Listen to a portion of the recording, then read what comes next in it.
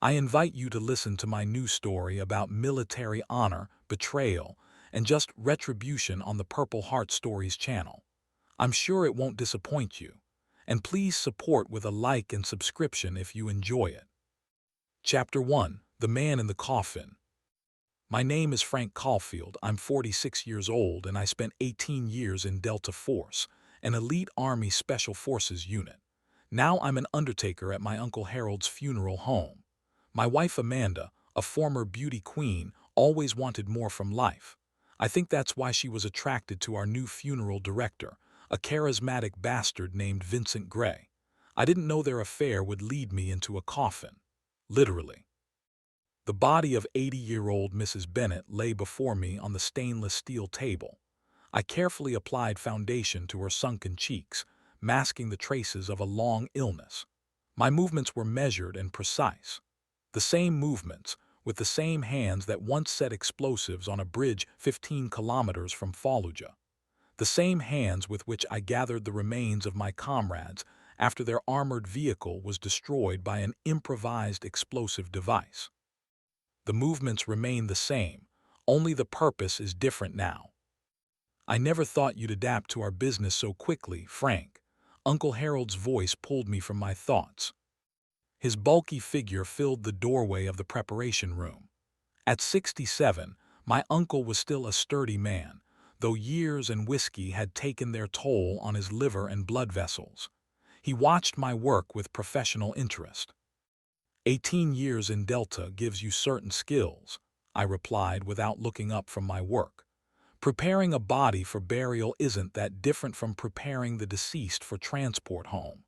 You get used to treating it as the last service you can provide for a person.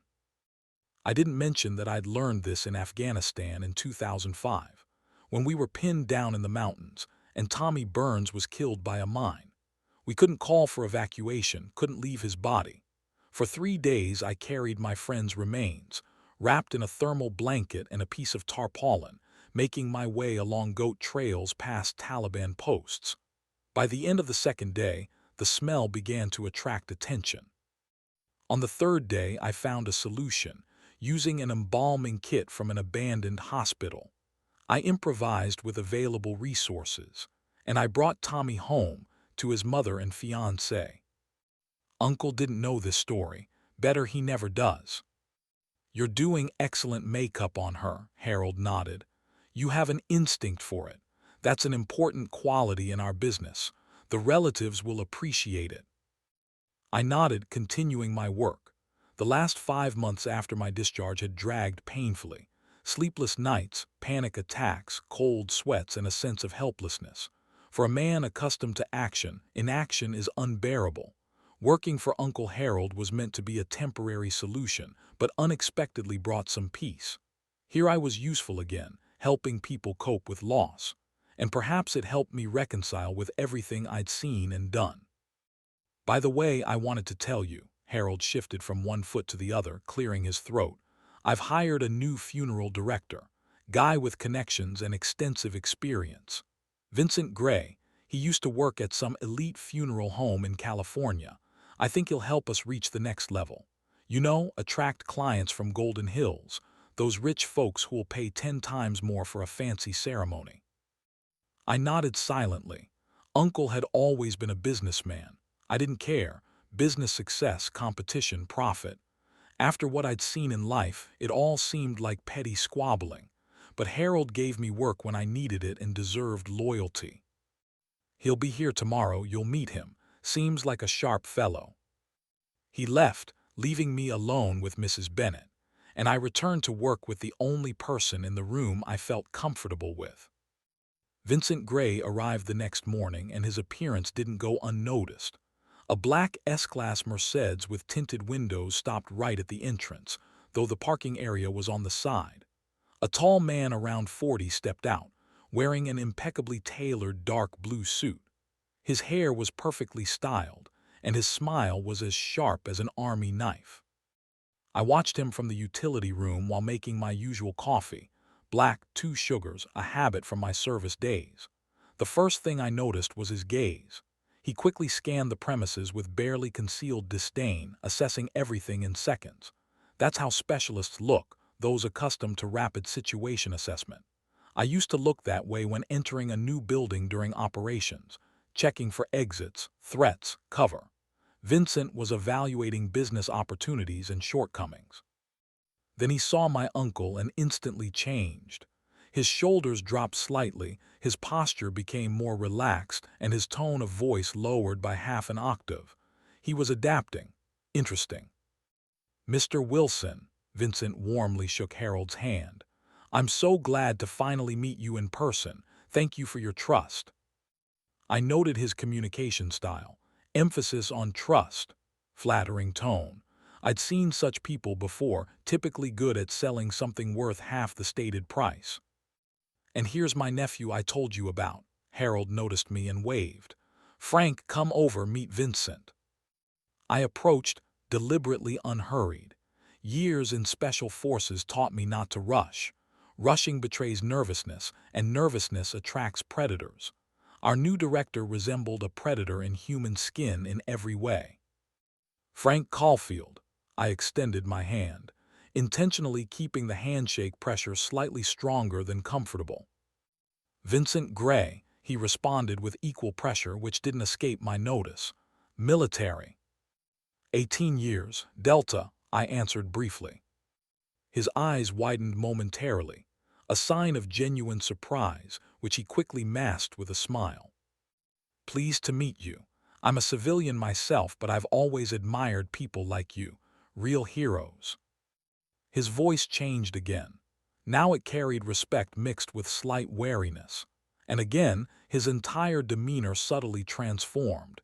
His gaze hardened, his posture straightened. He adapted to his conversational partner like a chameleon changes color, a professional manipulator. Nothing heroic about war, I replied dryly. Just a job. Like ours, right? Vincent smiled. We also deal with the aftermath of tragedies, just helping people say goodbye with dignity. I remained silent. Uncle looked pleased, as if two of his favorite relatives had finally found common ground. Over the next 40 minutes, Vincent outlined his plan to modernize the funeral home. He talked about expanding the premium services segment, capturing the elite client market, and diversifying revenue streams.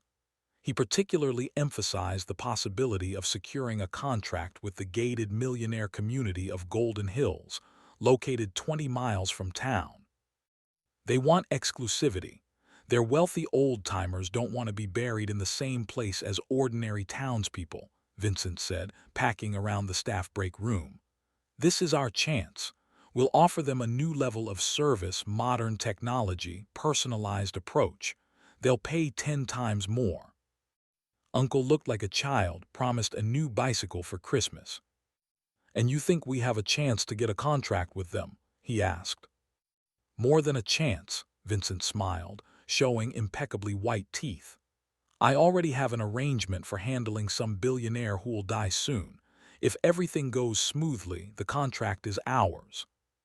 Interesting, I thought. How quickly did he manage to organize this arrangement? He's only been here one day. My intuition, honed by years of risky operations, suggested that Vincent Gray was far from who he claimed to be. But I held my suspicions. Observation is the first stage of any intelligence operation, and I decided to observe. Amanda had never been interested in my work. In 18 years of marriage, she never once asked what it was like to be in a stakeout for 40 hours without changing position. She never wanted to know how the recoil of an assault rifle felt or how gunpowder smoke mixed with the smell of blood smelled. She didn't ask about the scars on my body, neither the physical ones nor those left on my soul. That's why her sudden interest in the funeral home alarmed me from day one. Honey, I thought I'd stop by with lunch, she said, appearing in the doorway with a plastic container. Made your favorite lasagna. She looked gorgeous as always. Surprisingly, Amanda had barely changed physically over the years. Still the same slender figure, well-groomed hair, flawless makeup. She always paid enormous attention to her appearance, unlike our relationship which, I admit, had cooled long before my discharge. "Thanks," I nodded without looking up from my paperwork. "Put it in the fridge, I'll eat later." Amanda didn't move. "Don't you want to show me around? I've never been in the working part of the funeral home." "You really want to see the preparation room?" I raised an eyebrow. "Mr. Parker with a perforated ulcer is in there right now. I doubt that's an appropriate site for your lunch break." "Oh," she winced slightly. "No, of course not. I meant the rest." I set aside the papers. "What's going on, Amanda? For 18 years of my service, you never once asked where I was or what I did. Now you suddenly want a tour of the funeral home." She instantly switched to defensive mode. I knew the signs: a slight tilt of her head, pursed lips, slightly narrowed eyes. "Just trying to show interest in your new job. Sorry to bother you." Amanda turned sharply and left, leaving the food container on the table. I sighed. Our marriage had long ago turned into mutual tolerance, interspersed with periods of Cold War. We were like two nations maintaining diplomatic relations purely out of inertia. The oddities continued. 3 times over the next week, Amanda appeared at the funeral home, supposedly to bring me lunch or documents I had forgotten at home. And twice, I saw her coming out of Vincent's office with slightly disheveled hair and flushed cheeks. At home, she began frequently mentioning our new director. "Vincent says the funeral business is experiencing a real revolution," she said one evening while setting the table for dinner. "New technologies, eco-friendly approaches, personalization. You know, he talks so passionately about everything." I nodded silently, noticing new details. Amanda smelled of unfamiliar perfume, more expensive than what I'd given her for our anniversary. On her neck, just below the ear, was a mark, like a kiss, poorly concealed with foundation. And then this new silk scarf wrapped around her neck, though the house was warm. "You two seem to talk a lot," I observed, maintaining a neutral tone. "Well, he's so charismatic," she smiled. "He has an amazing vision for the future of the business. Says that if you get the contract with Golden Hills, everything will change. Can you imagine how much money and opportunity that would bring?" Money, opportunity. What Amanda had always lacked beside me, an army sergeant with limited prospects. I didn't get my Medal of Honor for entrepreneurial acumen. I remained silent. Inside, a familiar feeling was growing, like before a combat operation, when you know something's wrong but you don't yet see the complete picture. I decided to follow protocol, continue observing and gathering information. "Ladies and gentlemen, allow me to present the latest achievement in funeral services, the exclusive Repose 3000 model." Vincent stood next to a coffin that looked more like a miniature space shuttle than a traditional final resting place. The polished surface made of some composite material, soft interior lighting, a touchscreen control panel on the side. All of us, the funeral home staff, gathered in the showroom for the presentation. Uncle Harold looked nervous but enthusiastic. Martha, the elderly accountant, squinted with suspicion. 2 young assistants watched with undisguised interest. "This masterpiece of funeral technology is produced in a limited series," Vincent continued, stroking the polished surface of the coffin. "Automatic lid, biometric lock that responds only to authorized staff fingerprints, climate control, and first-class sound insulation." He lightly tapped the coffin lid. "Complete soundproofing.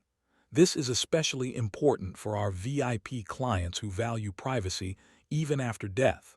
Not a single sound from outside will disturb their eternal rest." Or from inside, I thought.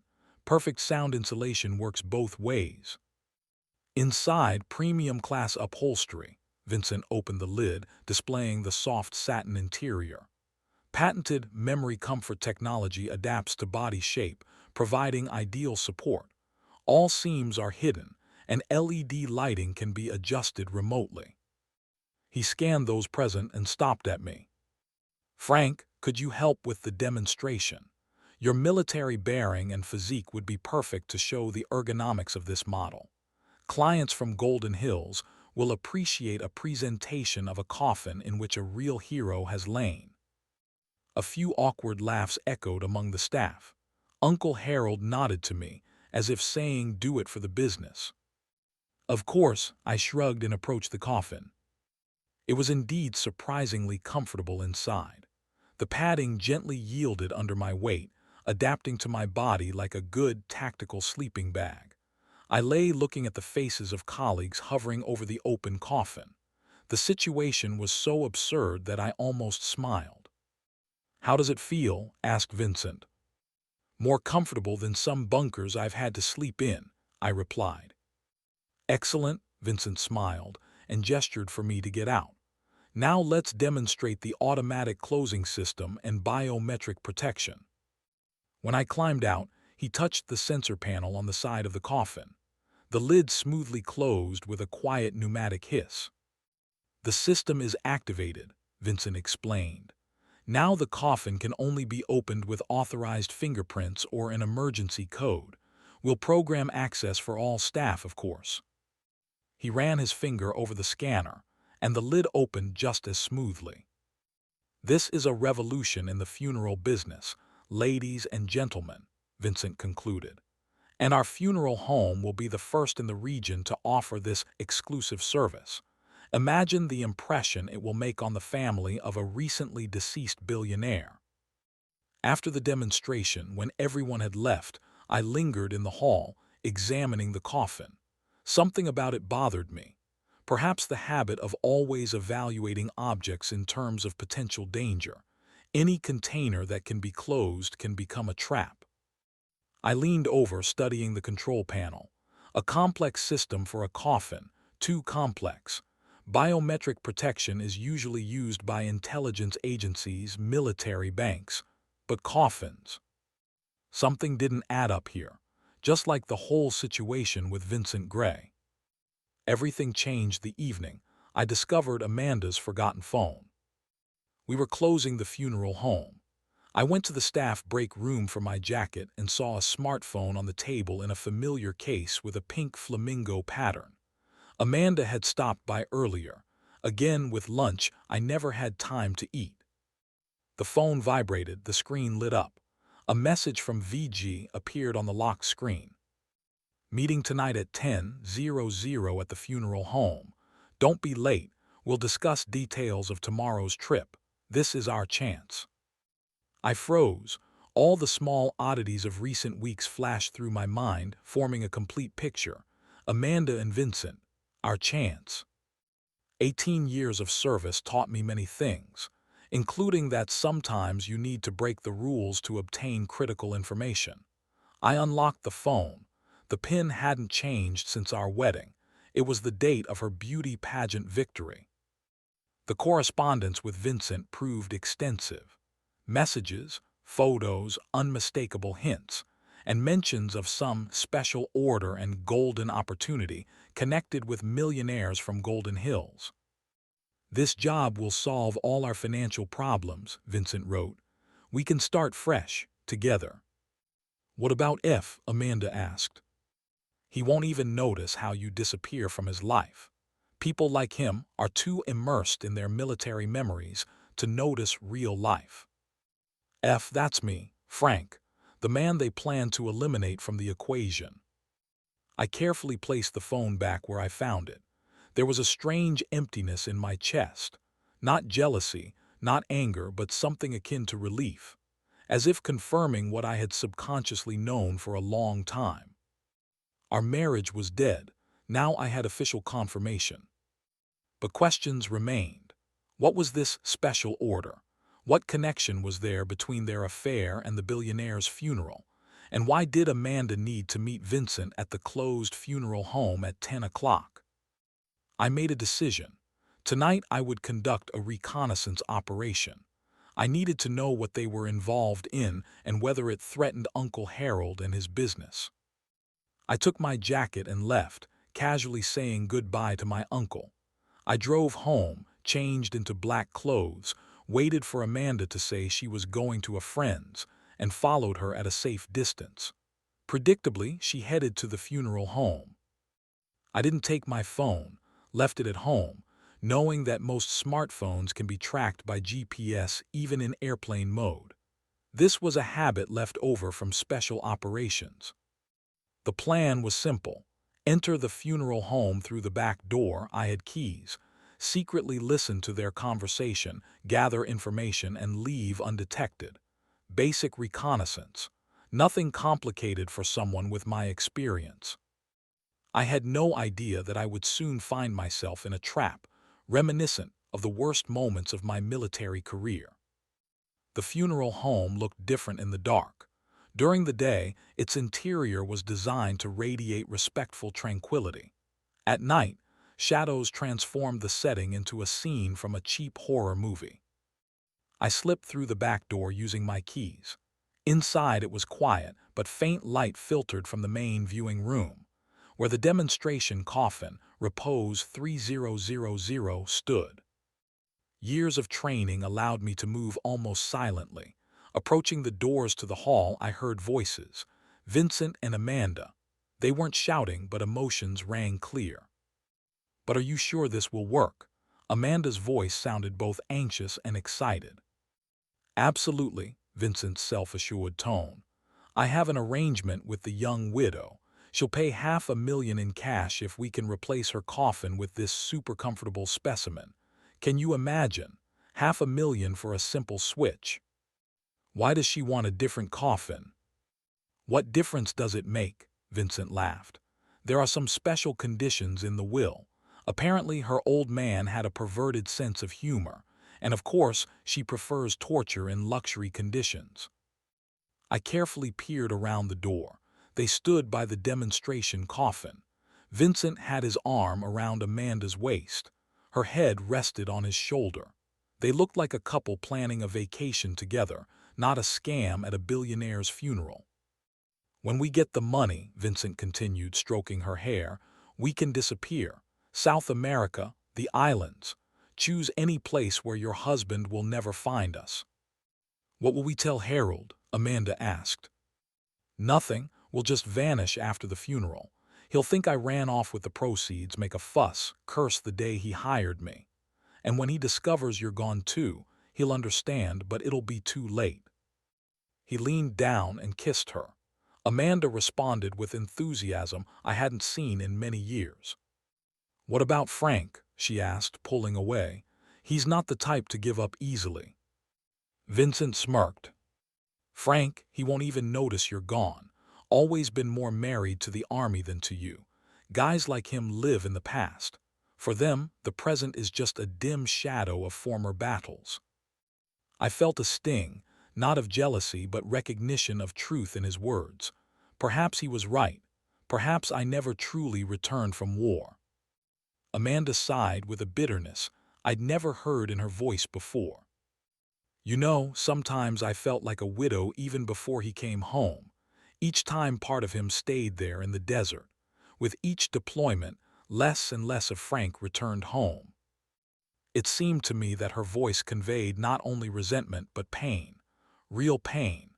Maybe I wasn't the only one who had suffered all these years. I stepped back, pondering what I'd heard, and suddenly bumped into a vase standing on a side table. It wobbled and crashed down with a noise, triggering the alarm. A piercing sound filled the building. "Damn, someone's here!" exclaimed Vincent. I looked around quickly. The exit was cut off. Their footsteps were already in the corridor. The only hiding place in the hall was the open, Repose 3000 demonstration coffin.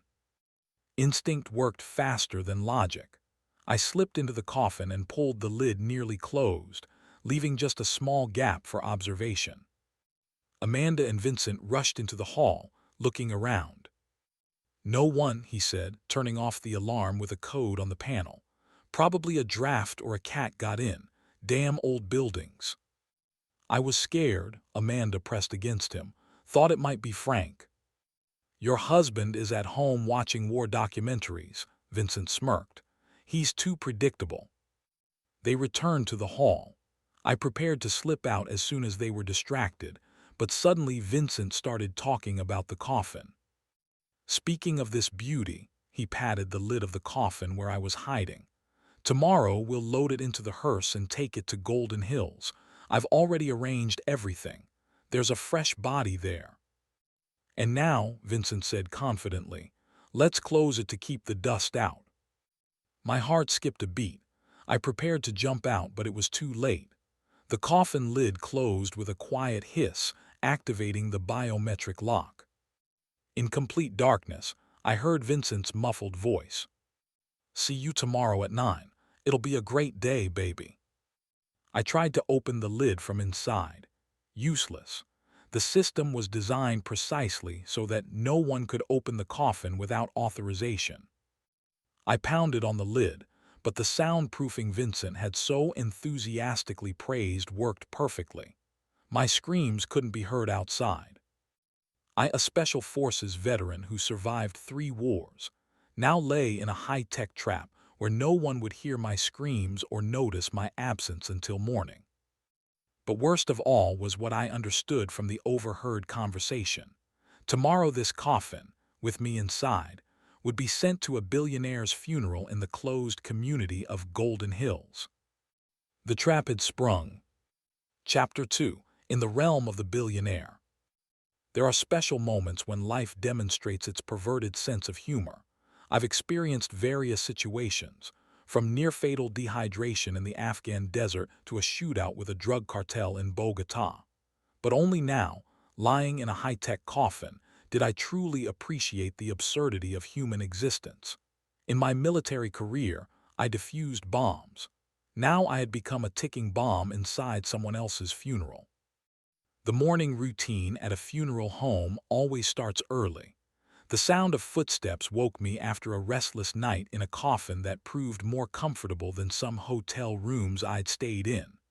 I heard the back door open and several people enter the premises. Careful with the right corner, Billy. Vincent's voice sounded irritated. That's hand-polished by German craftsmen, not your scratched pickup truck. Sorry, Mr. Gray, mumbled an unfamiliar voice, presumably an assistant. I felt the coffin tilt slightly. They were loading me into the hearse. My fists clenched involuntarily. The trial was beginning. Help, I shouted with all the power of lungs trained by years of issuing commands in battle. Help, I'm in here. Useless. My military training suggested that the sound insulation system worked flawlessly. I could have detonated a flash grenade inside, and outside they would hear no more than a mouse's whisper. Done, said Billy. This coffin is heavier than usual. Of course, Vincent snorted. It's German engineering. 2 staff members should handle it easily. The hearse engine started. A journey into the unknown awaited me. In complete darkness, I forced myself to calm down. I activated my internal timer, a technique we were taught in Delta. 15 seconds to assess the situation and resources, no more. Situation: locked in a hermetically sealed container. No communication with the outside world. Heading to billionaire Rothwell's funeral. Probability of self-rescue minimal. Resources: clothing, a Microtech OTF folding knife in my pocket, never left home without it. A watch with a luminescent dial, empty pockets. I activated the knife blade and methodically examined the coffin from inside. My fingers encountered a ribbed panel at the head, something like a small grate. I ran the knife along the edge and discovered that this part of the structure yielded a ventilation system. Cold air circulated weakly through the grate. I carefully widened the opening with my knife, and the stream of fresh air grew stronger. A small victory. The next step was creating a viewing slit. I carefully ran the blade along the upholstery seam at the head, making a tiny hole, enough to see a strip of light, but unnoticeable from outside. Through this improvised embrasure, I could see the hearse ceiling and occasionally treetops passing above us. Fleetingly, I caught myself on the irony of the situation. A man who survived in the most dangerous places on the planet was now heading to his own funeral, observing the world through a hole in a coffin. If my Delta Force comrades could see me now, I'd never hear the end of their jokes. The hearse slowed and stopped. Through my viewing slit, I first saw the tops of wrought iron gates with ornate golden initials GR, then part of an impressive mansion that flashed by as they drove us past. "Welcome to the Rothwell estate, Mr. Gray," said a formal voice with a British accent. "Thank you, Higgins," Vincent replied with unnatural warmth. "We've brought the coffin for Mrs. Rothwell as arranged." "Follow me, sir. The family has gathered in the main hall for the viewing." I was carried out of the hearse and into the house. Through the viewing slit, I only saw glimpses of crystal chandeliers, antique furniture, and ceiling moldings. Furniture that probably cost as much as my entire military pension fund. When the coffin was set down, I heard a hum of voices. At least a dozen people were in the room. They spoke in hushed tones, as is customary at funerals, but without sincere grief. Rather, with impatience and irritation. "This is simply unheard of," said a male voice, sharp and authoritative. "I handled his affairs for 30 years. 30 years. And what did I get? Ruby cufflinks and a painting that's probably a forgery." "Shut up, Howard," replied a female voice, low and husky. "You always whine too much. At least you didn't have to be his wife. Twice." The coffin was moved again, and now I was the center of attention. The voices grew louder. "So this is Godfrey's choice," said another male voice, younger than the first. "Father always knew how to surprise, as if an ordinary coffin wasn't enough." "This is the latest model from Eternal Rest," Vincent interjected in a professional tone. "Mr. Rothwell selected it personally before his death." "Typical of father," snorted a young woman. "Even after death, he has to be the most advanced." "But this is just humiliating," exclaimed another voice, apparently belonging to one of the sons. "To lock her in the crypt overnight with father's corpse, even for Godfrey, this is too much." Silence fell, then a female voice, authoritative and cold. "If Clarissa wants her millions, let her endure it. We've endured his antics for decades." The puzzle began to fit together. Godfrey Rothwell, an eccentric billionaire, seems to have left a strange condition in his will. His young widow must spend the night in the crypt next to his body, in a second coffin to receive her inheritance. The situation was getting more interesting, and by interesting, I mean much worse. The coffin was moved again. Judging by the change in acoustics and the cool air, I was now in another, smaller room. A door closed and I heard approaching footsteps, light, with the characteristic tapping of high heels. "Is this the coffin?" asked a female voice, quiet and melodious, completely unlike Amanda's. "Yes, Mrs. Rothwell," Vincent replied. "The Repose 3000, the latest model, with climate control, automatic closing system, and perfect sound insulation." "Mrs. Rothwell, so this was Clarissa, the billionaire's young widow." "May I look inside?" she asked. I tensed. This was the end. Now they would open the lid and discover me instead of the deceased billionaire. "Unfortunately, no." Vincent's velvety voice radiated professional regret. "The coffin was sealed according to Mr. Rothwell's special instructions. He wanted to be viewed only during the official ceremony. You'll have to get into yours yourself in the crypt." "I understand," sighed Clarissa. "Godfrey always controlled every detail, even his own funeral." She came closer. I heard the rustling of fabric. "Mr. Gray, I need to discuss a delicate matter with you." Her voice became even quieter. "You know about the strange condition in my husband's will?" "Yes, Mrs. Rothwell. You must spend the night in the family crypt in the adjacent coffin next to your late husband." "Exactly.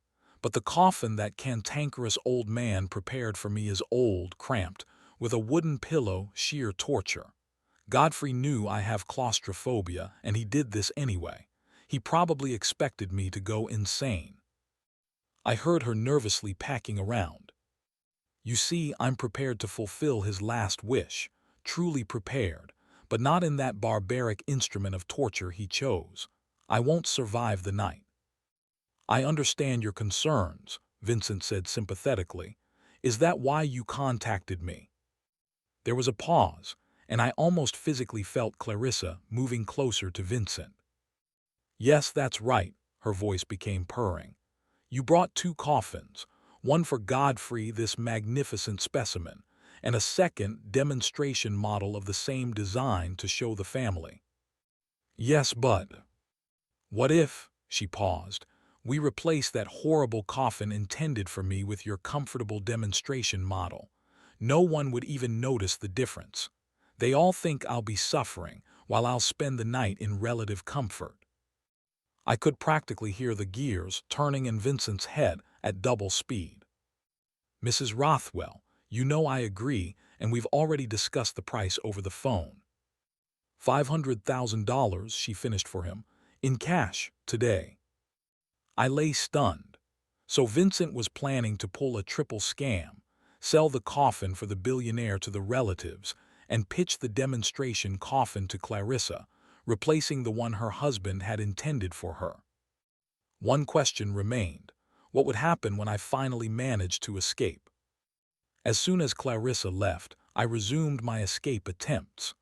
My military training included a section on surviving captivity, but I admit, the situation of how to escape from a locked supermodern coffin wasn't part of the Fort Bragg curriculum. Feeling the inner surface of the lid, I discovered a small panel next to the ventilation system. In the darkness, it wasn't visible, but I could feel instructions printed in Braille. Interesting attention to detail for a coffin. My practice in reading Braille was limited to one operation in North Korea, but I was able to make out several digits. It seemed to be an emergency opening code, 6 digits. Without light, it was impossible to read it completely. I began methodically trying combinations, pressing barely visible buttons on the panel. 123,456, nothing, 0, silence. 111,111, no result. The door opened again, and I heard a familiar voice. So everything ready, Amanda, my wife. Almost baby, Vincent replied. Clarissa was just here, agreed to 500,000 in cash. 500,000, Amanda's voice held reverence. You're a genius, Vinny. Vinny, my God, 18 years of marriage, and she never called me anything but Frank. Clothes rustled, and I imagined them embracing. The sound of a kiss confirmed my guess. By the way, Vincent's voice took on new notes. We have time before the ceremony. This coffin is so sturdy we could. No, I thought, please not this, not on top of the coffin where I am. But the universe, evidently, decided my humiliations weren't enough. I felt the coffin shake slightly, and from above came sounds that left no room for imagination. This was a new personal hell. Lying in complete darkness, buried alive, listening to my wife making love with another man on top of my coffin. I focused on the panel code. In this situation, even PTSD seemed a preferable alternative. 654,321, nothing. 112,233, no result. When the sounds from above finally subsided, I moved on to 999,999. Nothing. That was impressive, said Amanda, still breathing heavily. Wait until we're on our yacht, Vincent laughed. Now it's time. The ceremony is about to begin. They left the room, and I continued cycling through combinations with the persistence of a bomb technician diffusing a particularly complex explosive device. Only in this case, I was the bomb myself. The coffin was moved again. Judging by the sounds, I was now in a large hall with excellent acoustics. Voices echoed, and the number of speakers had significantly increased. The Rothwell heirs' family council was in full swing. Ladies and gentlemen, said a deep male voice that must have belonged to the eldest son. "Before we begin the official ceremony, I would like to read the relevant sections of Father's will concerning today's ritual." An expectant silence fell. "Item 17, he continued.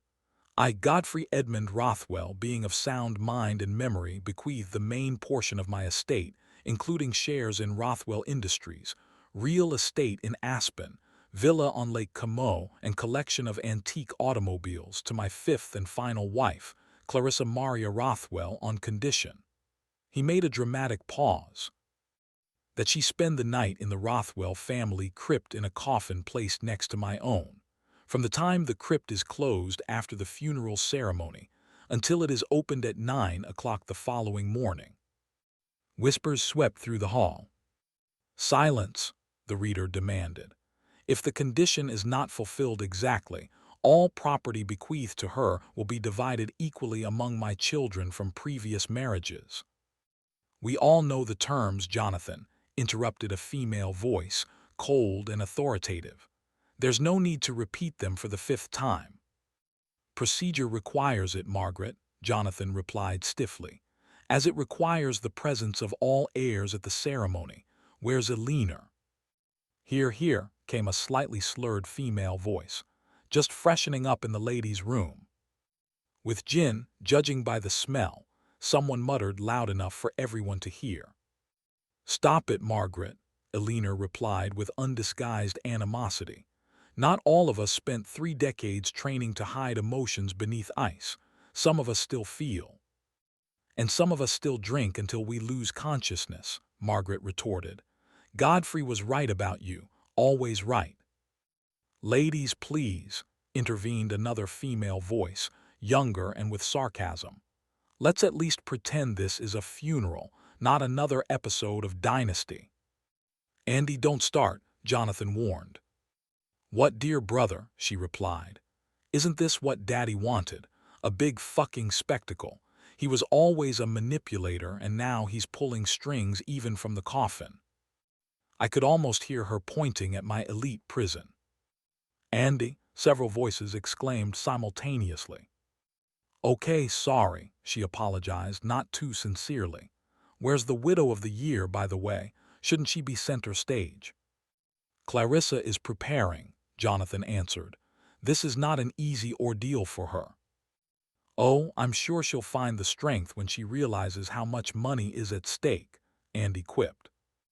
At that moment, Clarissa entered the hall. I could tell by the sudden silence, then by the rustle of silk and the clicking of heels. "I apologize for being late," she said in a trembling voice. I needed time to gather my courage." Her acting skills were impressive, but having spent years interrogating prisoners, I could easily detect the falseness behind the facade. "Of course, dear," Jonathan's voice softened. "We all understand what you're going through." "Thank you," Clarissa sniffled. "Godfrey was everything to me. I'm ready to fulfill his last wish, however strange his requirement." "Of course," Margaret commented dryly, "especially considering what's at stake." "The ceremony will begin in an hour," Jonathan announced, ignoring the jab. "Then the procession will descend to the family crypt, where you'll spend the night as the will requires." "I'm ready," Clarissa replied with feigned courage. At this moment, I realized I had been drawn into something much stranger and more complicated than a simple marital infidelity. I had become an unwilling participant in a spectacle being played out by a family of billionaires, and by all indications, the night was just beginning. "Ready?" I heard Vincent whisper. Most of those present, judging by the sounds, had left the hall. "Yes, boss," Billy replied, "but are you sure no one will notice the switch?" "Those rich snobs," Vincent chuckled. "They won't even look at Clarissa's coffin. All they care about is that their stepmother suffers longer." I felt my coffin being slightly lifted and moved. Apparently, Vincent and his assistant were preparing for the upcoming switch. "Is the old man really in that other one?" Billy inquired. "Yes," Vincent replied. "The body was transferred this morning. He'll lie quietly as befits a corpse. Quietly, not likely, I thought, gathering my strength. The moment was approaching when I could draw attention to myself. And this second coffin, we're supposed to set it up for the young widow, Billy asked. Yes, in the crypt, and the ancient junk specially ordered by old man Rothwell to make his wife suffer all night. We'll just throw it away. Will the widow really pay $500,000? Already has, Vincent grinned, presumably patting something, judging by the sound. In cash, can you believe it? The rich have their quirks. The panic I'd been suppressing all this time began to rise in an uncontrollable wave. If they switched the second coffin for the demonstration one, I would indeed be locked in the crypt all night, with no way out, no hope for help. What's worse, if Clarissa actually lay in my coffin and I was there, it would terrify her to death, or if I managed to escape, it would scare her to death. They might take me for a grave robber, a ghost, or most likely, a madman who should be shot immediately. I began to act, first methodically, then more desperately. I pounded the lid with my fists, kicked the sides, even tried to cut through the upholstery with my knife. All useless. The Repose 3000 justified its price. It was practically indestructible from inside. At this moment I heard approaching voices. Many voices. The ceremony was beginning.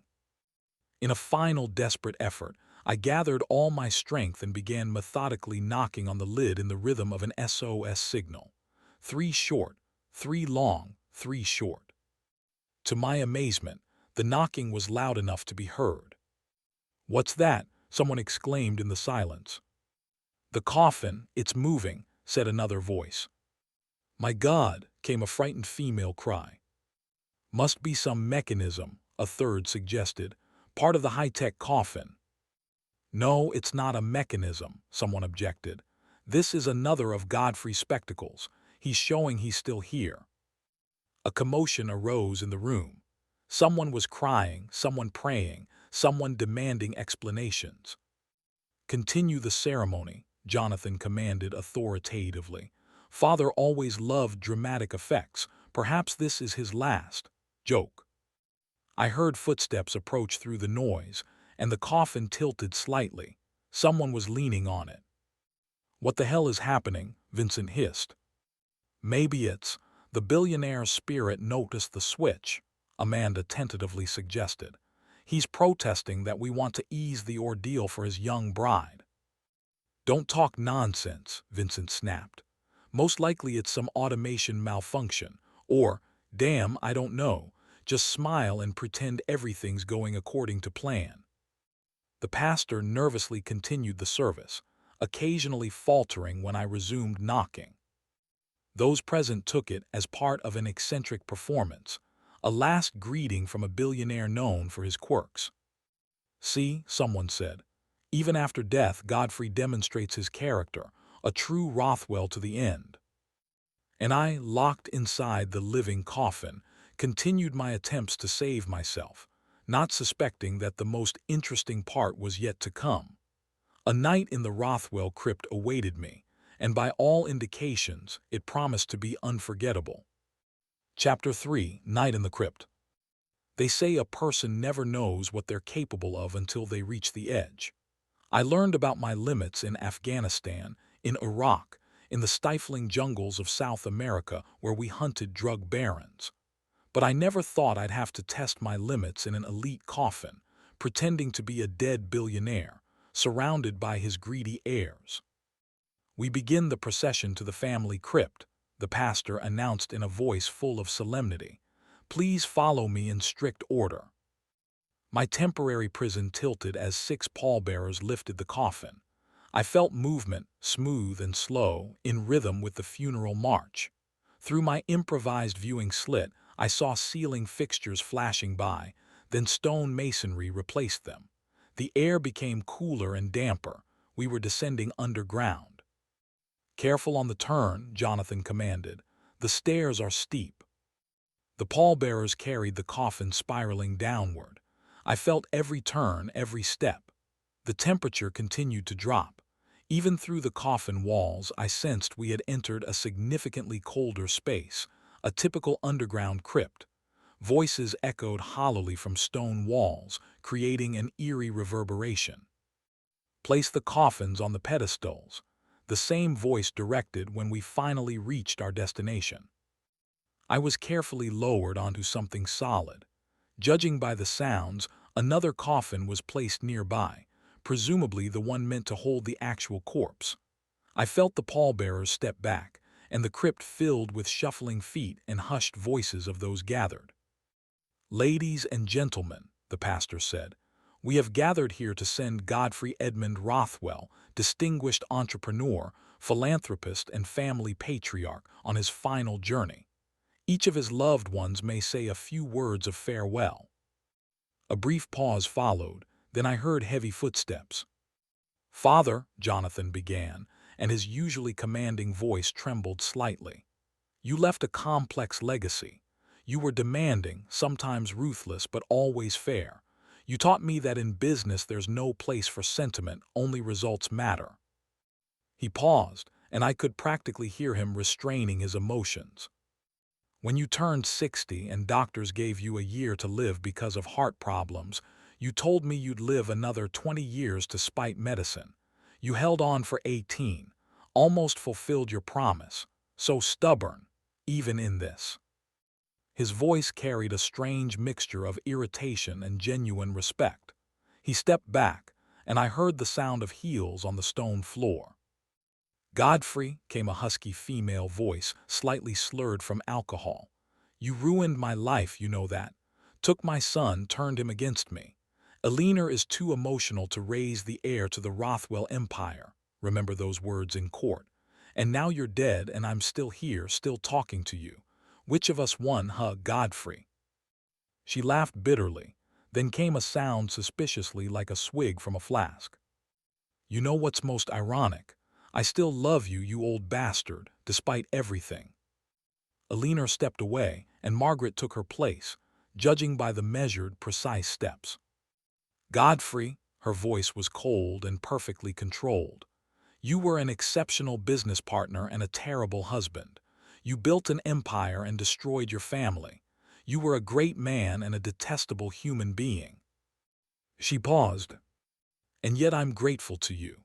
You made me stronger. After our divorce, I built my own company and proved you were wrong about me. Perhaps the only time the great Godfrey Rothwell miscalculated." Margaret stepped back, and instead of Jonathan's heavy tread or Margaret's precise steps, I heard light, almost dancing footsteps. "Hi, Dad." Andy's voice sounded unexpectedly warm without its usual sarcasm. "You know, everyone thinks I hate you. Probably because I'm the only one who always told you the truth to your face, told you what a jerk you were." Shocked gasps swept through the crypt.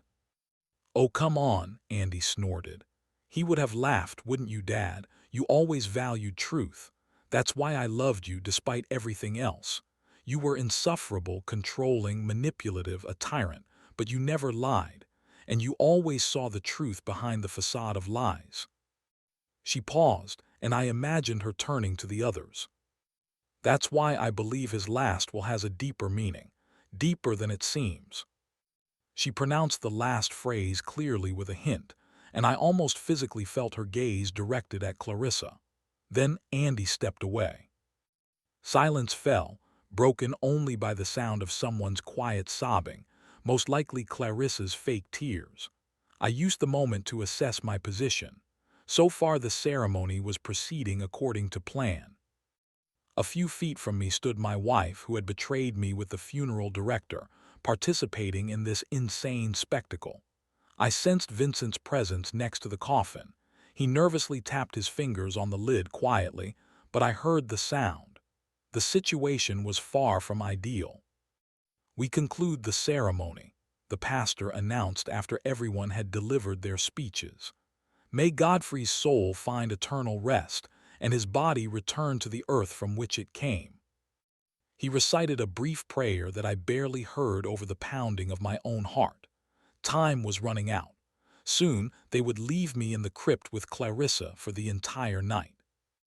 Now I ask everyone to go upstairs, Jonathan said. Clarissa will remain to fulfill our father's last wish. There was a general commotion, shuffling feet, whispers, the sound of footsteps on the stone staircase. When most guests had left the crypt, I heard Jonathan address Clarissa. Remember, the crypt doors will be opened exactly 24 hours from now. The clock starts when we close the doors. You must remain here all night, or you'll lose everything. I understand, Clarissa replied quietly.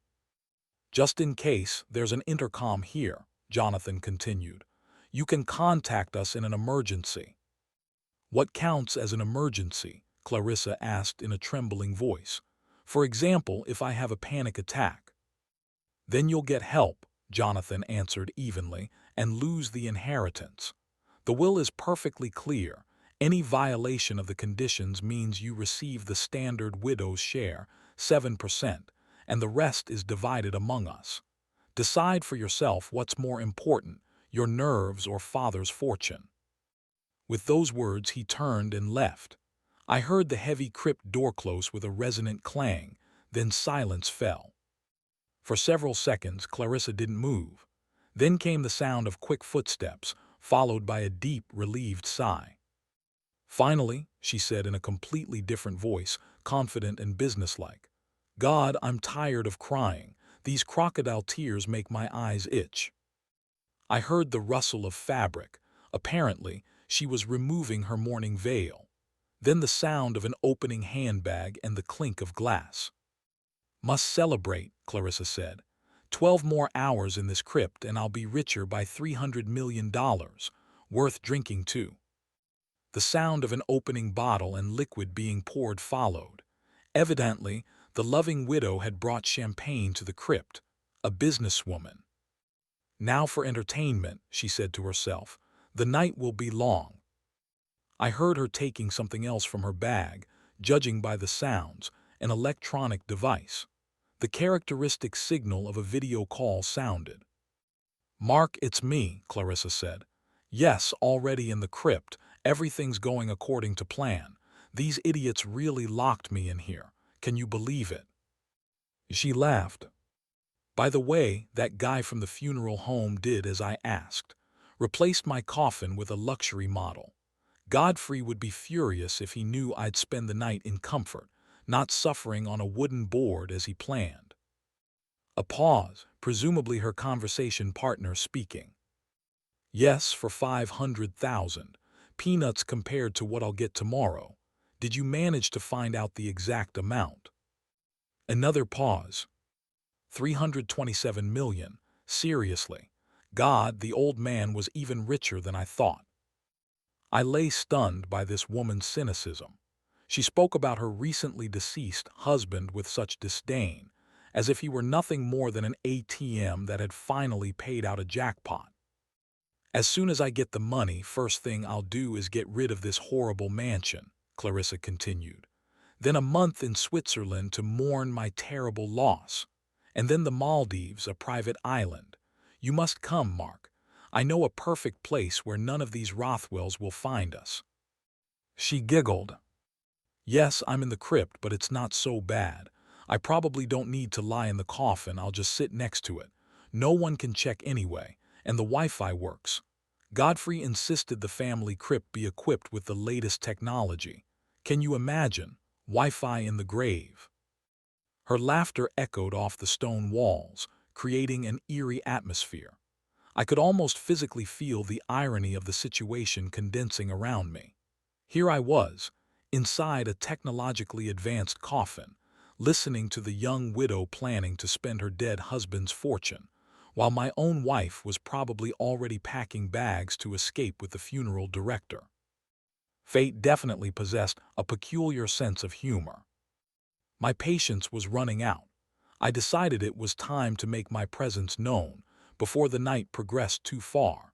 I began carefully pressing against the coffin lid, simultaneously trying to enter various combinations on the emergency panel. This created a creaking sound that made Clarissa interrupt her conversation. "What's that?" she asked sharply. "What's happening, Clarissa?" came a male voice from the tablet. I don't know, her voice suddenly became uncertain. Some sounds from the coffin. Which coffin? Her interlocutor asked anxiously. My coffin, idiot, which else? She snapped. Something like creaking or knocking. Do you think they could have mixed up the coffins? I intensified my efforts, creating a louder sound. The plan was simple: scare her enough to open the crypt and call for help. Then I could escape and explain the situation to Jonathan or other heirs. Not ideal, but better than spending the night in a coffin. Oh my God, Mark, it's moving, exclaimed Clarissa. The coffin, it's like vibrating. What did that madman devise? Calm down, Mark replied. It's probably just settling, or the coffin's automatic system. You said it was high-tech. Yes, but... At this moment, something unexpected happened. The light in the crypt flickered and went out. Clarissa's tablet also shut off. I heard her curse as the screen went dark. Mark, Mark, she shouted into the darkness. Complete darkness fell. I heard only Clarissa's heavy breathing and the sound of her heels on the stone floor as she paced around the crypt. The intercom, she muttered. Where's that damn intercom? The sound of footsteps, then a button click. Hello, Jonathan, anyone? Panic notes appeared in her voice. The light went out here, and something's happening with Godfrey's coffin.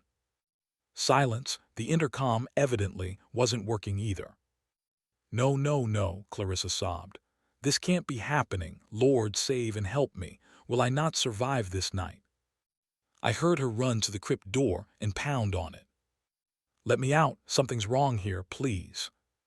Her screams echoed off the walls, but outside, obviously, no one heard.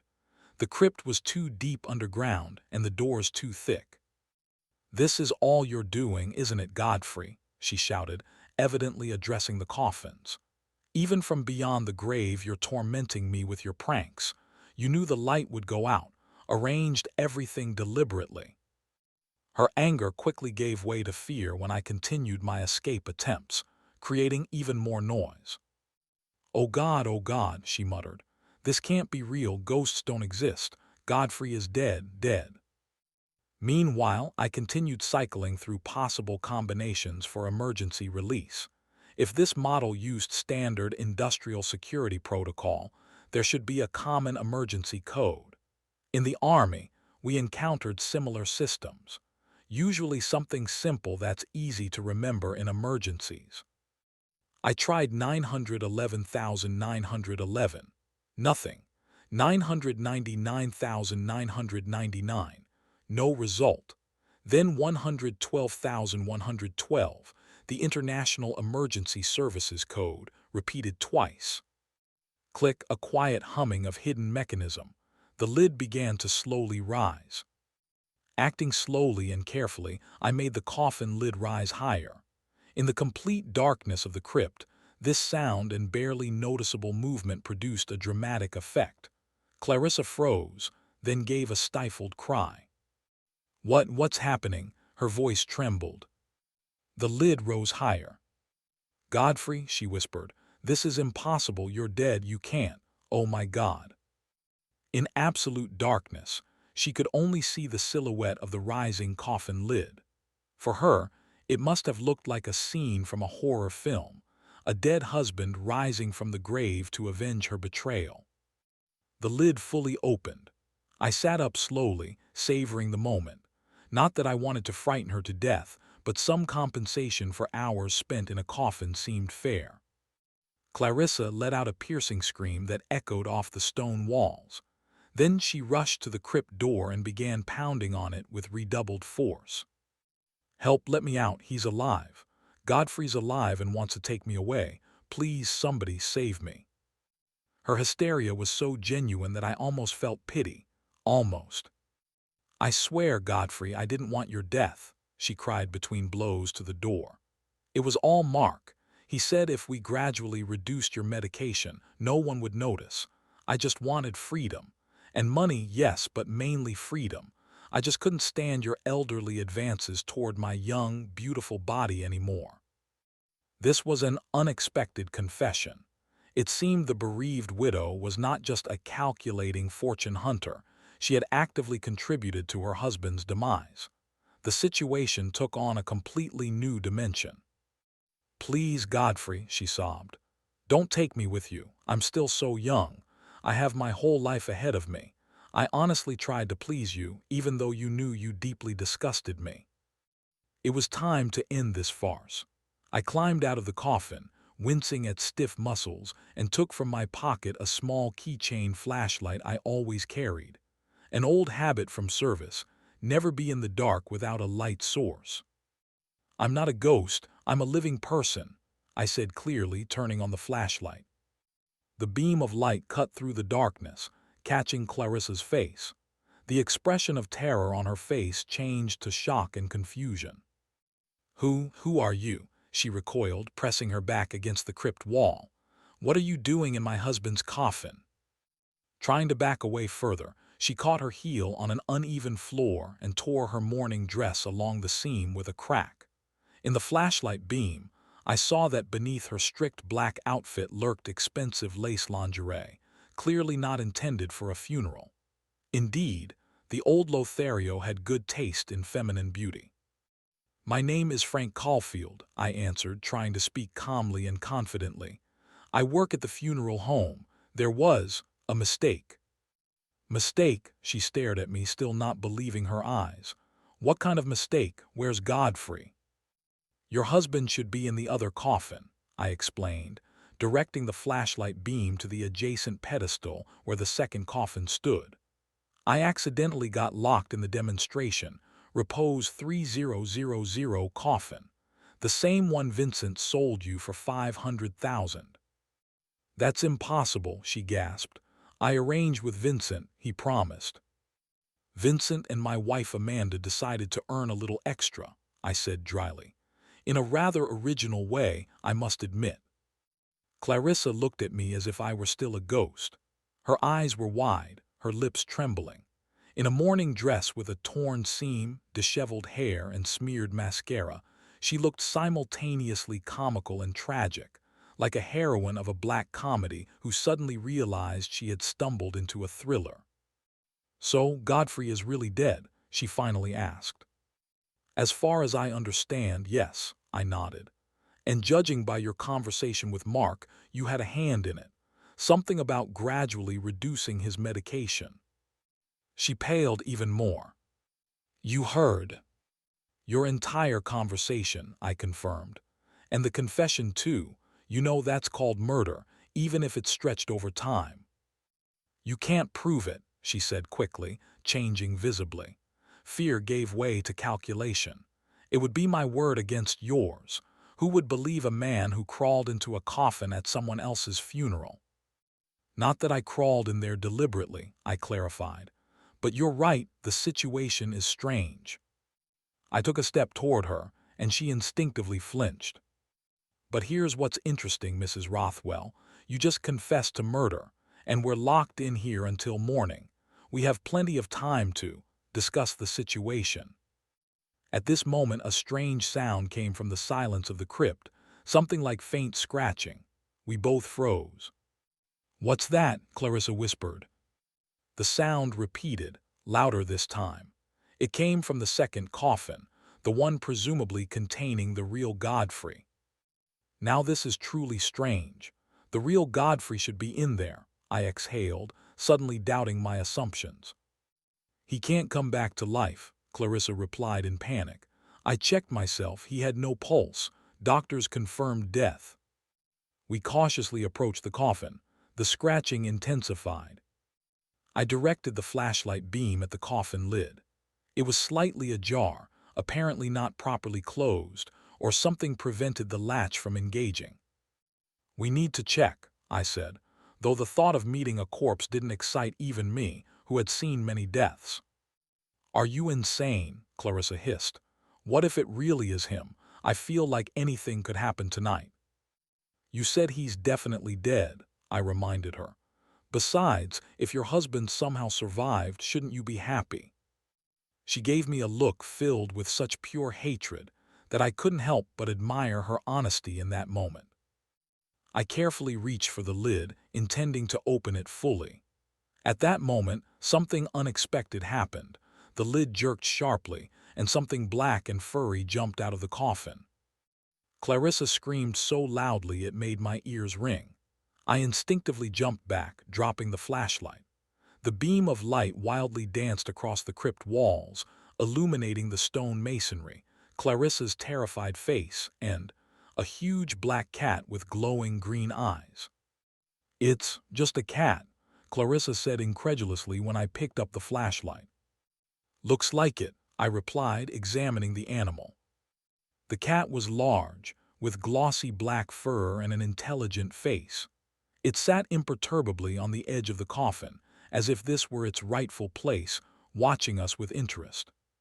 "How did it get here?" Clarissa asked. "Probably climbed into the coffin before it was delivered to the crypt," I suggested. "Cats love warm, secluded places, or maybe it lives in the cemetery and got in through some ventilation shaft." As if hearing our conversation about itself, the cat suddenly jumped off the coffin and darted to a far corner of the crypt. Clarissa and I instinctively hurried after it. "We need to catch it," I said. "Otherwise it'll run around all night and won't let us sleep." "Sleep?" Clarissa looked at me as if I were crazy. "You're really planning to sleep in the crypt?" "Do we have a choice?" I reasonably pointed out. "The doors open only in the morning. Unless we want to shout and bang all night, hoping someone will hear." "No," she quickly said. "If I leave the crypt before morning, I'll lose the inheritance." "Exactly," I nodded. "So we'd better get comfortable. It's going to be a long night." We began pursuing the animal, which clearly enjoyed the game of cat and mouse, though the roles were unusually distributed. The cat jumped from one pedestal to another, slid under coffins, climbed onto stone projections of the walls. During the chase, Clarissa and I repeatedly collided, ending up in ambiguous positions. Once, when we both dived after the cat under one of the empty pedestals, she practically ended up on my lap. "Is my hand holding what I think it is, mister?" she asked coldly. "Caulfield, Frank Caulfield. And no, that's the cat's tail," I replied. After several unsuccessful attempts, we finally cornered the cat between Godfrey's coffin and the crypt wall.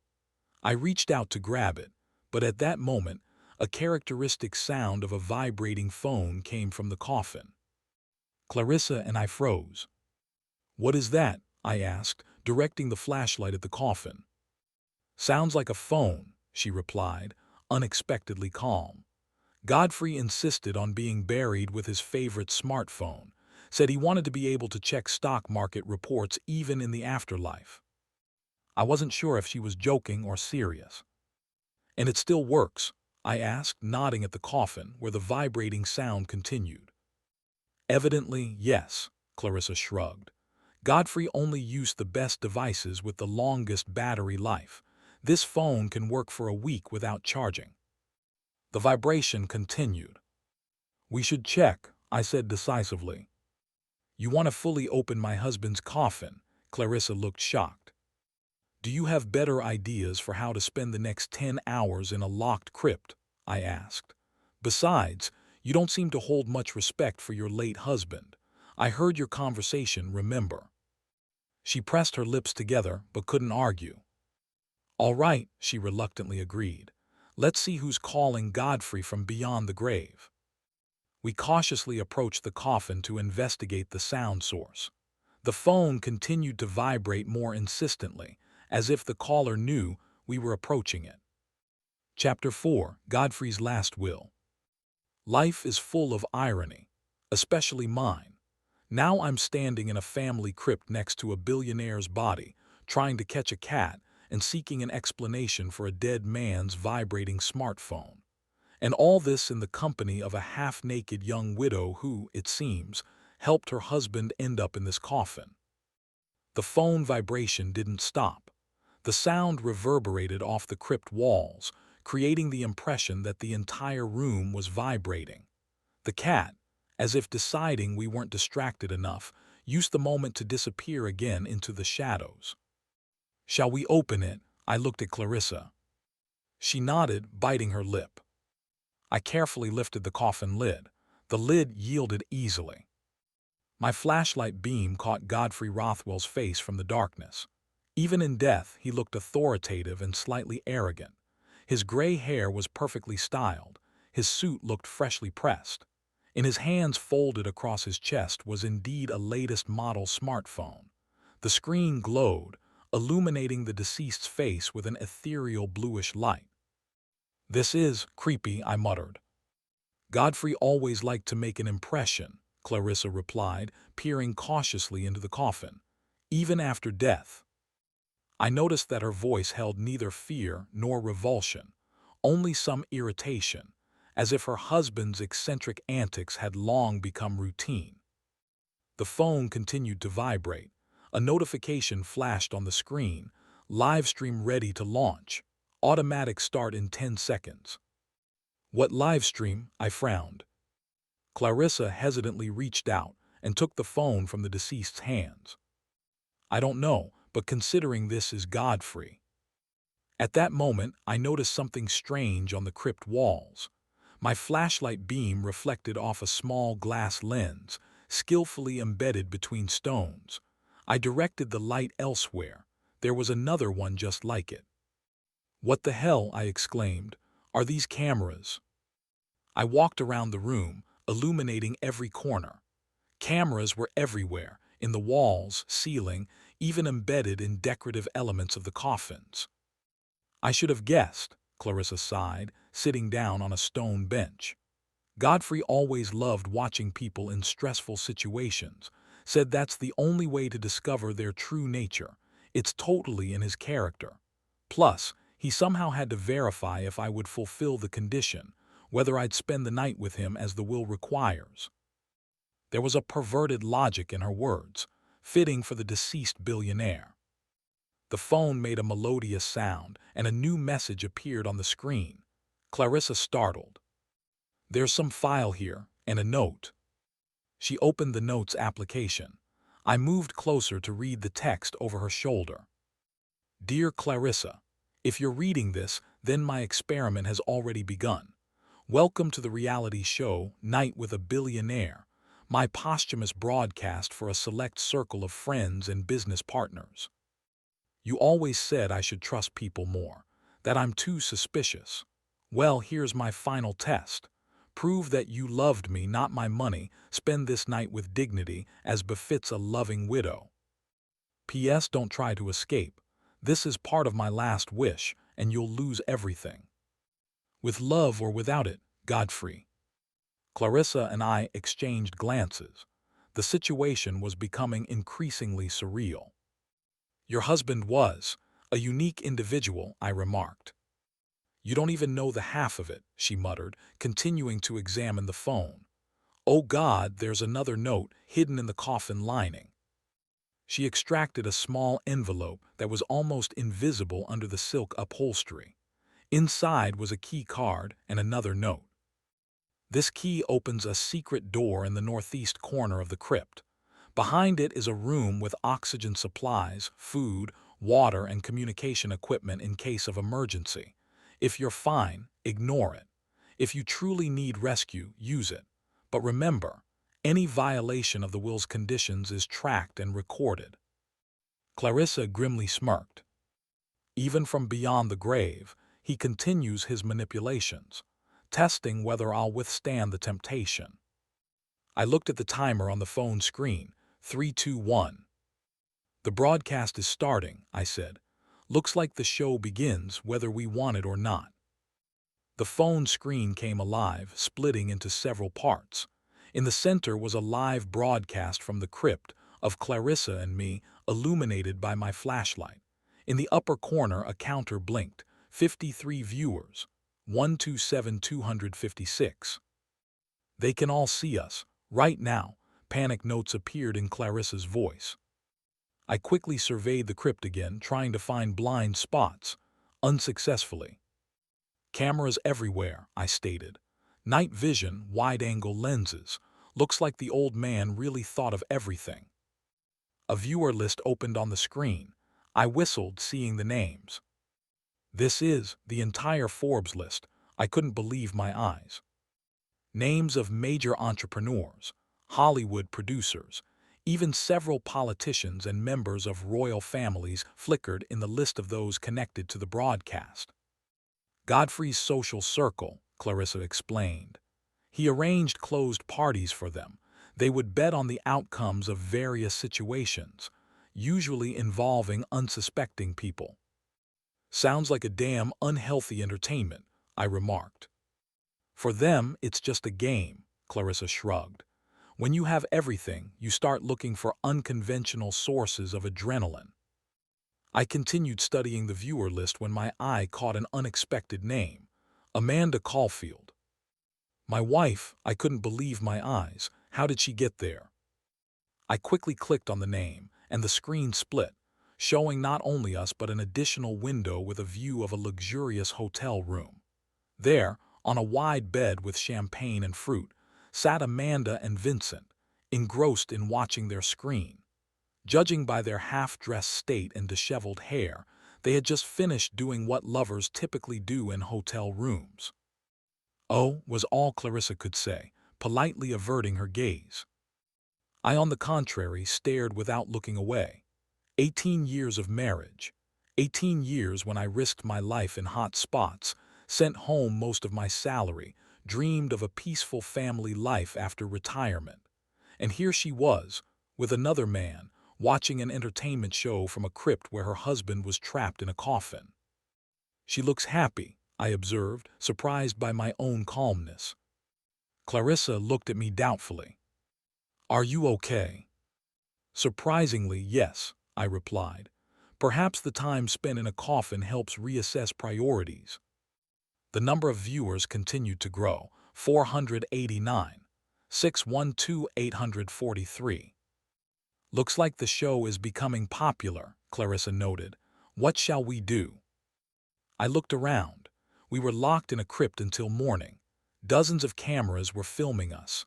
Hundreds of the world's richest people were watching us, probably betting on our behavior. My wife was cheating on me with a funeral director. A black cat periodically popped out of the shadows, creating an atmosphere of an old horror film. The situation was so absurd that I had only one logical way out. "I suggest we give them a show," I said, unexpectedly finding myself smiling. Before we could decide what kind of show to put on for our invisible viewers, the chat function activated on the phone screen. Messages began appearing one after another. "Jonathan Rothwell, what's happening? Who is this man with Clarissa?" "Margaret R. I knew she wouldn't last an hour without a man." "Eleanor, can someone explain to me what's going on here? Why is there a stranger in the crypt? And where's my bottle?" "Andy Rothwell, Dad, you're a genius. Even from beyond the grave, you arranged the perfect test. I always knew you wouldn't leave everything to chance." These messages appeared in real time. Evidently, the entire Rothwell family was monitoring what was happening in the crypt.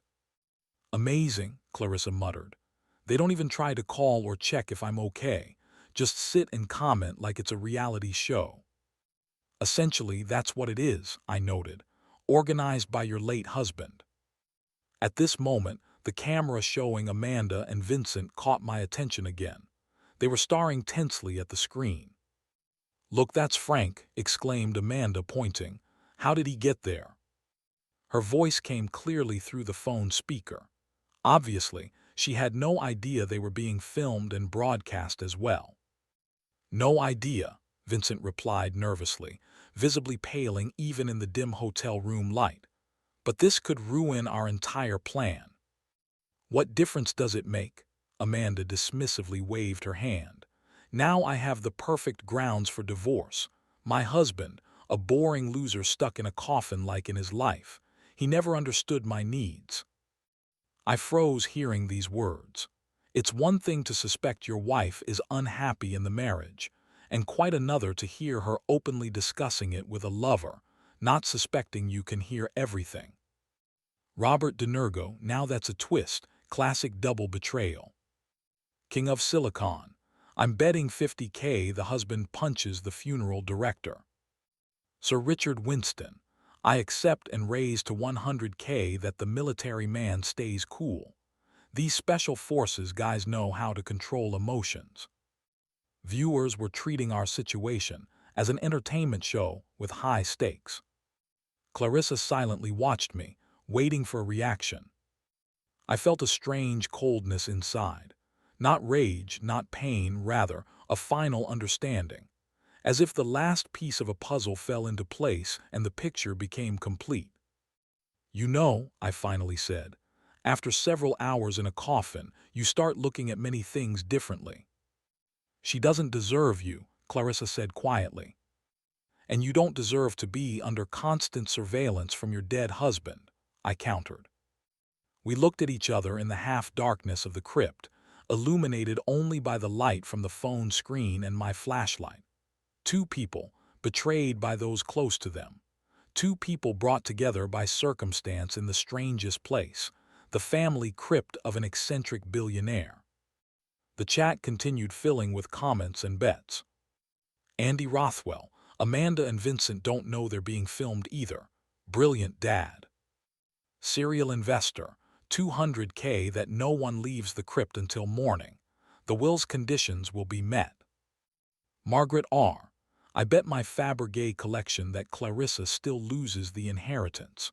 This affair with the military man is a clear violation of Godfrey's last will. Clarissa read the last message and smirked. The will only states that I must spend the night in the crypt next to Godfrey. Nothing says I must be alone or miserable. That's true, I noted. Legally, you're still fulfilling the conditions.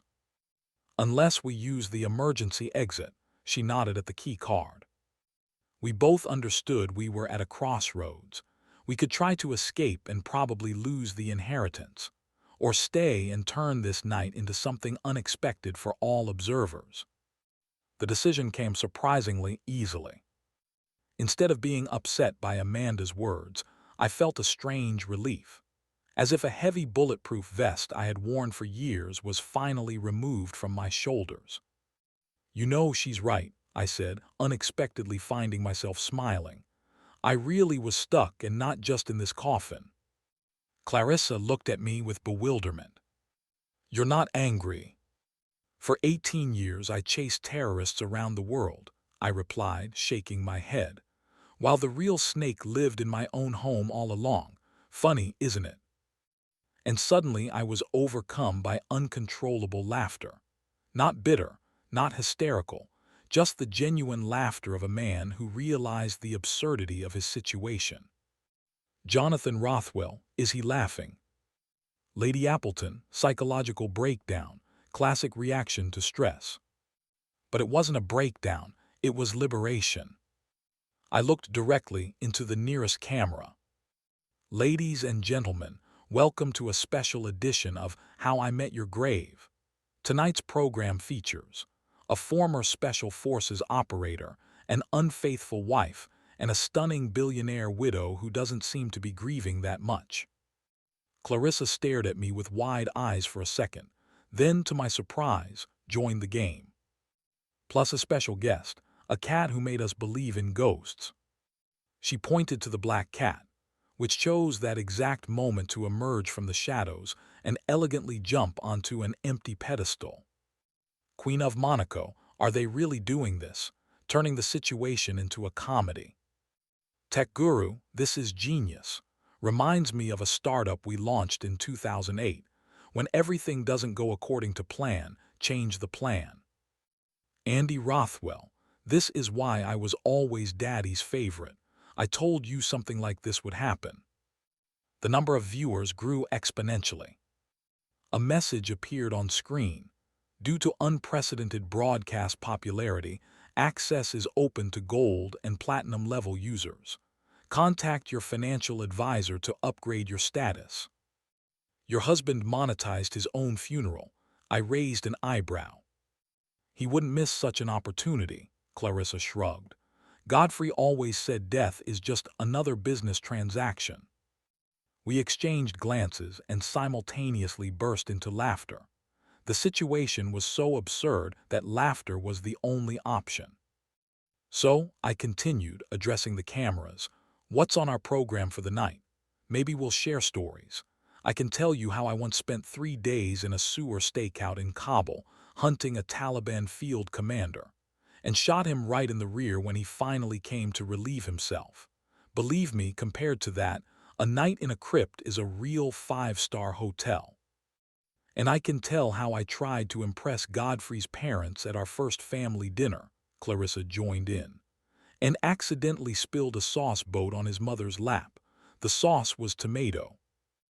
And so, step by step, we began transforming our forced confinement into an improvised comedy show. Because sometimes laughter is the only weapon against life's absurdity. The next few hours flew by unnoticed. Inspired by the growing number of enthusiastic comments, Clarissa and I turned the night in the crypt into a real entertainment show. I told stories from my military years, carefully avoiding classified information, but adding enough details to make the stories engaging. Clarissa shared insider details about life in the elite, Golden Hills, community, gossip, scandals, and strange habits of the super-rich. We staged an improvised competition of telling the most ridiculous stories about our exes. I about Amanda's quirks, Clarissa about Godfrey's eccentricities. He insisted I always keep my right hand at heart level during business dinners, she laughed. Said it demonstrates loyalty and scares off corporate spies, but really, he was just testing if I would follow his absurd demands. Amanda once made me turn around halfway to the airport when I was leaving for a mission, I countered, because she dreamed I forgot to kiss her favorite teddy bear for luck. And you know what? I returned, 50 miles, to kiss the damn toy. The chat exploded with comments and emojis. Duchess du Nord, this is better than the last season of Game of Thrones. Mega Yachtsman, if they don't get their own show after this, I'll personally finance it. Andy Rothwell, Clarissa, you must tell them about the Japanese delegation and Dad's figurine collection. We also answered viewer questions, which became increasingly candid with each passing hour. Chic Petrodollar, Frank, did you really kill people with your bare hands? I'm afraid that information is classified, I replied with a smile. But I'll say this, the human body is surprisingly fragile if you know the right pressure points. Lady Private Banking, Clarissa, is it true that Godfrey slept in an oxygen chamber to extend his life? True, she nodded. And that wasn't his strangest method of prolonging youth. There were also weekly injections of alpine goat placenta and monthly blood transfusions from 20-year-old athletes.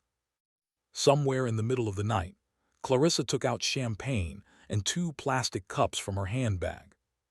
To new beginnings, she said, handing me a cup. And to unexpected acquaintances, I added, clinking my cup with hers. To our surprise, the black cat we never managed to catch became a real star of the show. It periodically appeared on camera, struck majestic poses on pedestals, and finally, marked Godfrey's coffin lid, causing a real flurry of comments. Stock marketorical, this cat is Godfrey's reincarnation. I'm betting $1 million. As the night progressed, the tone of our show began to change. From superficial jokes, we moved to deeper topics.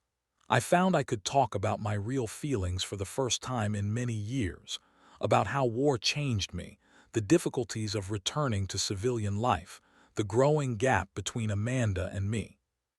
I thought I was protecting them all, my country, my family, I said, looking into the camera.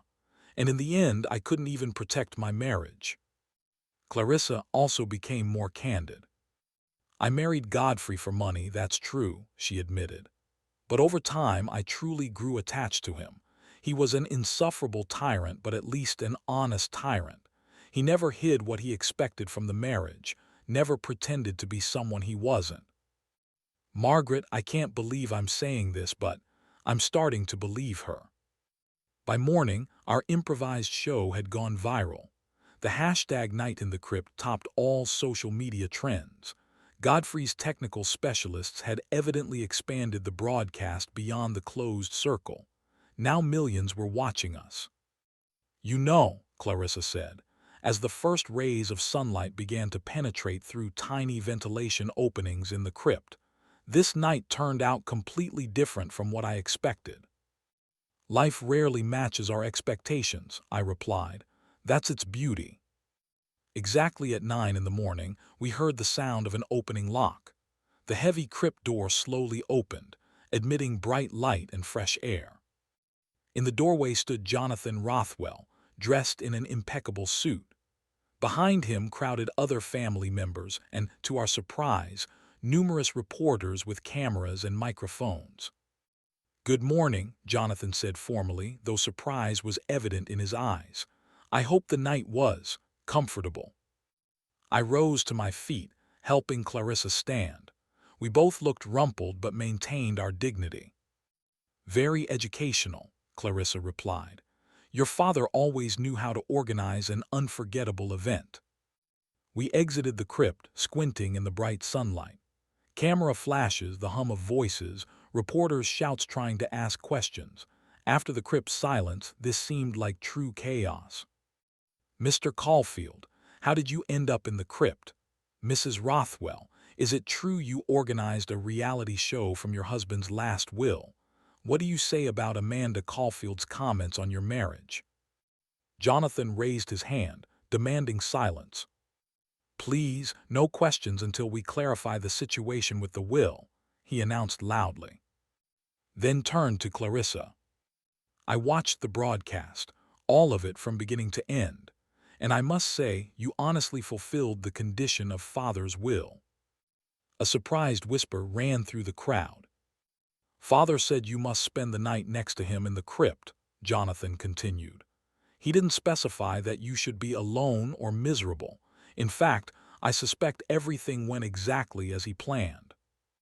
"What do you mean?" asked Clarissa. Andy pushed forward, smiling broadly.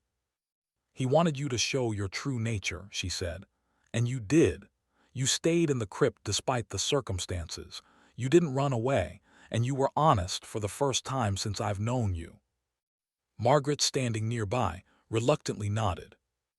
"As much as I hate to admit it, Godfrey always knew how to reveal people's true nature, and it seems he wasn't wrong about you." At this moment, Vincent and Amanda desperately pushed through the crowd. Seeing me, they froze like deer in headlights. "Frank," exclaimed Amanda, "this is all not what you think." I calmly looked at the woman I had lived with for almost 2 decades. "You know, Amanda, for the first time in a long time, I absolutely know what I think, and it's an amazingly liberating feeling." Vincent tried to sneak away unnoticed, but was immediately surrounded by reporters demanding comments on his unsavory statements during the broadcast. The week flew by like a blur. Night in the Crypt became a cultural phenomenon. Clarissa and I were invited to all major talk shows. Offers for books, films, and of course, our own reality show poured in from all directions. Finally, we found ourselves in the studio of the country's most popular evening show. The host, known for his sharp tongue, asked the question everyone was interested in. "What's next? What will the heroes of Night in the Crypt do now?" I smiled, feeling more relaxed than I had in years. "I've always wanted to open a survival school.